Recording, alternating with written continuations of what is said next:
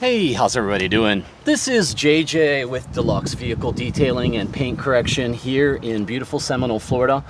I was just relaxing yesterday afternoon, and one of the neighbors had seen me working on various cars in the driveway, and he said, "Can you take a look at my truck here?" This is a Toyota Tundra.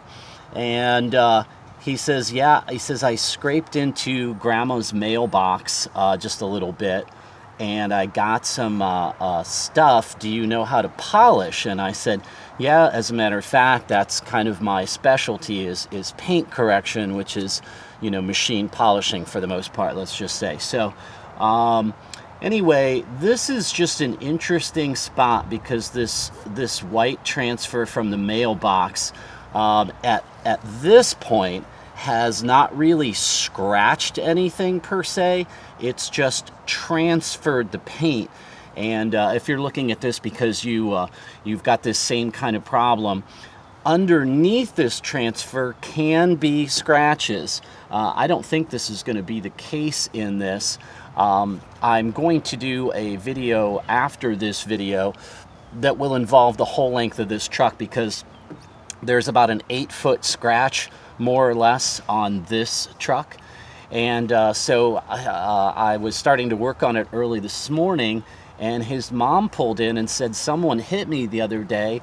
I've got a scratch down the entire length of my car. Could you fix that?" Well, to me, that's just kind of a 2-for-1. You'll see in my next video, they're both in the driveway and both ready to do some serious removal of paint transfer, the scratches that can safely be removed, and then I'll be putting a sealant and a last step coating on them as well. But today's topic on this video is if you've got paint transfer, what do you do? Well, you want to do the least aggressive methods first. The least aggressive would be wiping it with a chemical that will remove safely the paint transfer but not harm your clear coat. And the most aggressive would be wet sanding to get out scratches and things like that. So you want to start with the least aggressive, right? That's what we all want to do, cause no damage, and basically make your life easier. You start out with wet sanding, and then you've got to be compounding and polishing with the machine afterwards. So what I did is I wiped down this truck with a rinseless wash. I keep Optimum No Rinse, commonly known as ONR, from Optimum Polymer Technologies, just in a little pump sprayer like this. Wet down the side, let it dwell, wipe it off with a soaked cloth that's in a bucket of ONR, and then dry with a microfiber towel. So you've got a nice clean surface, right? So that's where we're at now. I'm going to compare 3 things that I have on hand. This is Schaefer's Citrol 266, and this is a citrus-based biodegradable cleaner. It's a degreaser. It is a multi-purpose degreaser. You can dilute this product in different instances. It is safe for just about all materials, but you do want to rinse and flood the area afterwards on paint. You don't want to leave it on there too long and let it dry. The second product I'm going to use is, as I looked at paint transfer videos myself, this is Pro Strength Goof Off. This is often recommended by people on the forums for removing transfer. It's the reason I'm doing it. I don't actually like this product, but if you're quick with it and you get it off the paint, you're not going to cause any damage, but you definitely don't want to leave this kind of stuff on too long. And as it flows down, I have a hose here. I'm going to flood the area and use my Optimum No Rinse and wash the area also very thoroughly. You want to just make sure that you're getting everything off all of the area that soaks down. This is a powerful cleaner. My favorite cleaner for paint transfer that I've been using since the 70s is this is Clean Strip Odorless Mineral Spirits. This is often when people say, "Oh, use a paint thinner to get transfer off."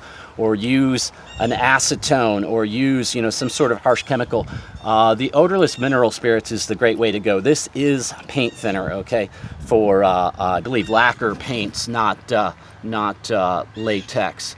It's got many different uses for it. It will strip everything off your car, so you will have to re-wax afterwards. Make that clear. So I've got 3 different microfiber towels, and what I'm going to do is just put some on the corner, and I'm going to put this as, I'll go from top to bottom, 1, 2, and 3. This will be the first one. This will be the Citrol, and I'll stop about here. I'm not going to tape off and get real critical about it.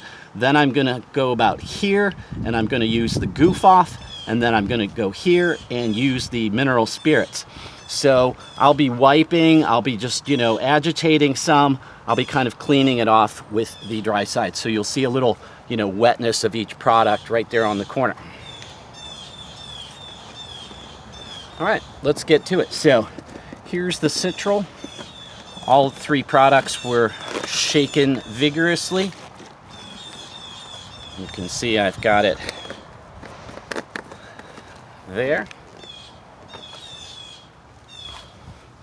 And I am going to wipe the Citrol right across there.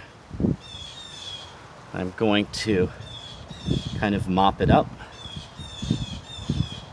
And you can kind of see this dull look underneath it. I've stripped everything off there. See how easy that was? Presto changeo, like nothing, right? Here's the Goof Off.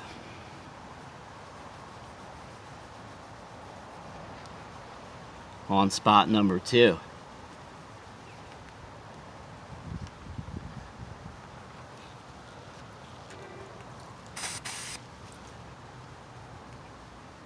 Presto changeo. Nice, right?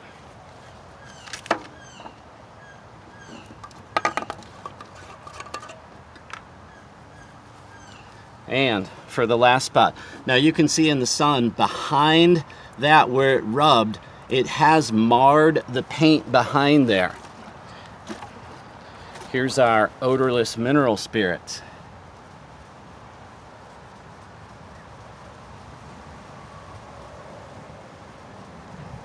Aha. Not as effective, is it? Odorless mineral spirits will work in some occasions, but it's going to be a little harder. And for this particular type of paint, you can see that the odorless mineral spirits loses. So people that say use paint thinner, sometimes that will work and sometimes it won't.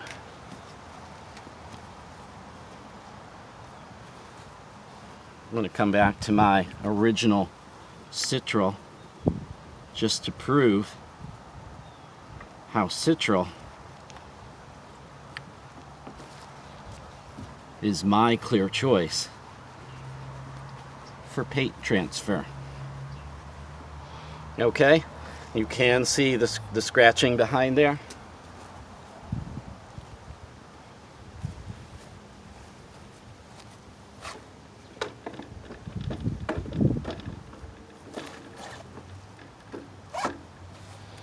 Sorry, I had a little trouble with the hose. So you want to flood this area, right? You want to get this, not letting it sit. This paint is not hot at all. It's just barely warm. It's supposed to be 72 here in Florida on November 19th at the time of this shooting.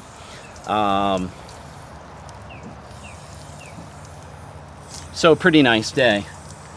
So, and like I said, I'm going to go off camera here, but you want to make sure that you're really flooding, you know, everything down below what you're working on. Be aware that you're using some pretty strong chemicals here, and you want to make sure that you're getting everything flooded, washed down.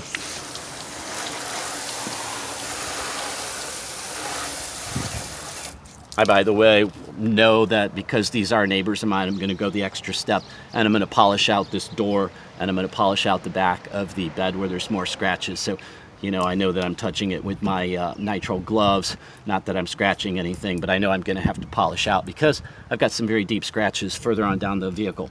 But I hope this you know, showed you a little something. That you've learned that not all cleaners that are suggested by forums that you read online, stuff like that, are always going to work all the same. So there's a little comparison. You can see 2 were effective, 1 wasn't, and hope that helped you out. Appreciate all of you. Be sure and hit that notification bell, get new videos when they come out. Subscribe, of course. Give some comments, give me a thumbs up. I always like to see those likes. Helps with my algorithms with Google and YouTube and all that kind of stuff. And do appreciate each and every one of you. Until next time, enjoy making your cars beautiful.